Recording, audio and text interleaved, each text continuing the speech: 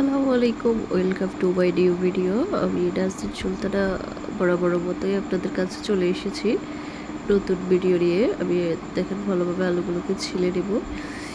মূলত আমি French fry তৈরি করে দেখাবো আপনাদের। আলুগুলোকে ছিলে পানিতে চুবিয়ে রাখবো। বড় সাইজের আলু হলে ভালো হয়। আমাদের সবগুলো আলুর মধ্যে আমি বড় বড়গুলো দেখে নিয়েছি, তাও আরও বড় হলে আরও ভালো হয়। দেখেন এখন সাইজ করে কেটে নেব। বেশি মোটাও না আবার বেশি পাতলাও না, ফ্রেঞ্চ ফ্রাই জন্য উপযুক্ত আর কি সাইজ। এই তো দেখেন আমি আস্তে আস্তে কেটে নিচ্ছি। আলু এখনকার আলু একটু সিদ্ধ কম হয়, তাই আমি একটু বেশি মোটা না একটু পাতলা নেওয়ারই চেষ্টা করছি, কেননা আমি সিদ্ধ করবো না, আবার সিদ্ধ করলে ভালো লাগে না। আমি কি করি, এই দেখেন ঠিক এই সাইজের দিলে আস্তে আগুনে ঢাকনা দিয়ে রাখলে সুন্দরভাবে সিদ্ধ হয়ে যায়। তবে সবগুলো আলু একে একে কেটে নিয়েছি, ছিলে নিয়েছি, এখন কেটে নিব। আমি করি আলু কেটে পানিতে রাখি, তাহলে হয় কি আর আলু কালো হয়ে যায় না। রান্নার সময় হোক বা এমনি সময় হোক আপনারাও এই টিপস ফলো করতে পারেন।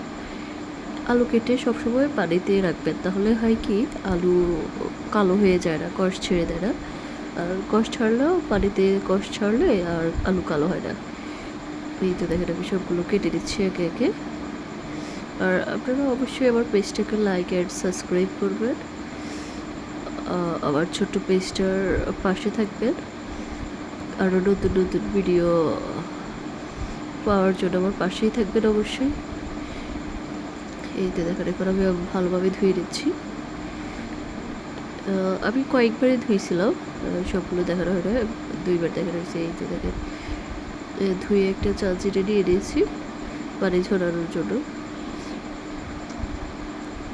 আপনারা আমার পরিবেশটা করবেন, স্কিপ করবেন, যেহেতু আমরা গ্রামের মানুষ রান্না করি। এই তো দেখেন ধুয়ে নিচ্ছি ভালোভাবে। পানি স্বচ্ছ হওয়া পর্যন্ত ধুয়ে নেবেন, তাহলে হয় কি ভালোভাবে পরিষ্কার হয়। এই যে দেখেন পানিগুলো কি সুন্দর স্বচ্ছ হয়ে গেছে। আমি আরও কয়েকবার ধুইছি।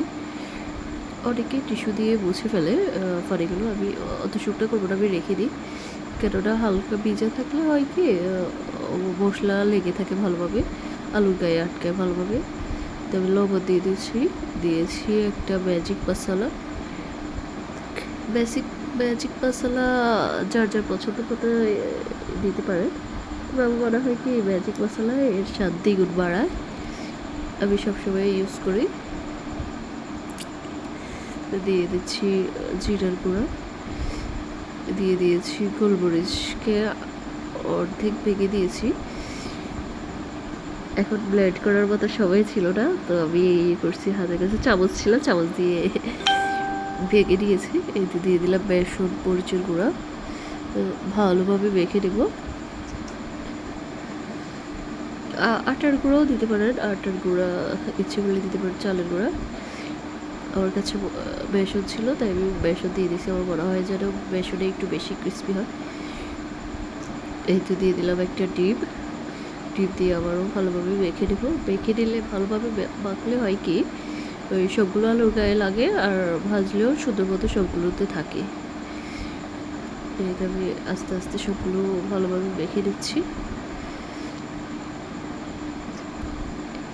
এইটা আমি চুলাতে তেল গরম দিয়ে দিচ্ছিলাম আগে, তারপরে দিয়ে দিচ্ছি তেল একদম গরম, ফুটন্ত গরম হয়ে গেলে তারপর আলু দিবেন অবশ্যই।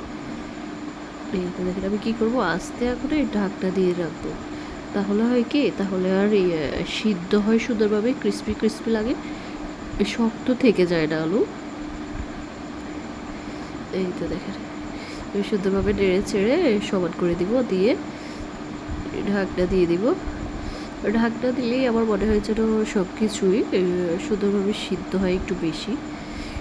এই তো দেখেন কিছু সময় ঢাকনা দিয়ে দিব, তারপর লাল লাল হয়ে গেছে। এই তো দেখেন ফাইনালি দেখতেও সুন্দর, খেতেও অনেক মজাদার হয়েছে। আপনারা বাসায় ট্রাই করবেন, পাশে থাকবেন। ধন্যবাদ। লাইক অ্যান্ড সাবস্ক্রাইব করতে ভুলবেন না।